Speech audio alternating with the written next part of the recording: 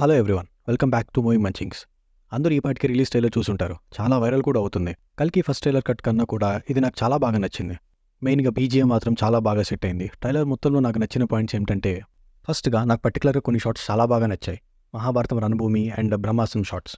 అశ్వత్థామ రణభూమిలో కింద పడుతున్న షాట్ కానీ, బ్రహ్మాస్త్రం ఒక గర్భంలో పసివాడి మీద ప్రయోగించిన షాట్ కానీ చాలా బాగున్నాయి. సెకండ్ పాయింట్ బుజ్జి గురించి.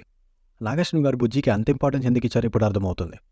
నాకు ఇంకా అర్థం కాని విషయం ఏంటంటే, ఫస్ట్ ట్రైలర్ నుండి చూస్తే బుజ్జిని మళ్ళీ ఎక్కువగా చూపించలేదు. పాపం దానికి స్క్రీన్ టైం ఎంత ఇచ్చారో. Third point Ashwatthama and Bhairava. Movie మొత్తంలో వీళ్ళిద్దరి మధ్య రన్ టైం చాలా ఎక్కువగా ఉన్నట్టు అనిపిస్తుంది. చాలా మంచి యాక్షన్ సీన్స్ ఎక్స్పెక్ట్ చేయొచ్చు వీళ్ళిద్దరి మధ్య. Fourth point movie run time and part గురించి. సో ఫస్ట్ ట్రైలర్ చూసినప్పుడు కన్ఫామ్గా సెకండ్ పార్ట్ ఉంటుందని అనుకున్నాను. బట్ రిలీజ్ ట్రైలర్ చూశాక ఉండొచ్చు ఉండకపోవచ్చు అనిపించింది. ఎందుకంటే నాగార్జున గారు మెల్లగా షాక్లు ఇస్తున్నారు. అలాగే మూవీలో కూడా షాక్ ఇవ్వచ్చు. చివరికి అతను కల్కి రిఫరెన్స్ తీసుకొని ఈ మూవీ తీయచ్చు ఆర్ నిజంగానే కల్కిని చూపించవచ్చు. ఇది టోటలీ నా ఒపీనియన్ మాత్రమే. ఫిఫ్త్ది కమల్ హాసన్ గారు. ఈ రోల్ గురించి పెద్దగా రివీల్ చేయలేదు కానీ, బట్ చూసినంతవరకు నాకు అర్థమైంది ఏంటంటే, మనం చూసుకుంటే కింద కాశీలో చాలా వరకు ఆడవాళ్ళు లేరు.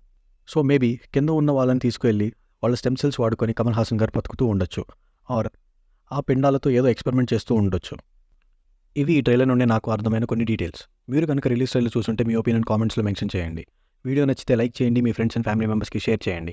మన ఛానల్ని సబ్స్క్రైబ్ చేసి బెల్ ఆన్లో పెట్టుకోండి. ఇంకో వీడియోలో కలుద్దాం. బాయ్.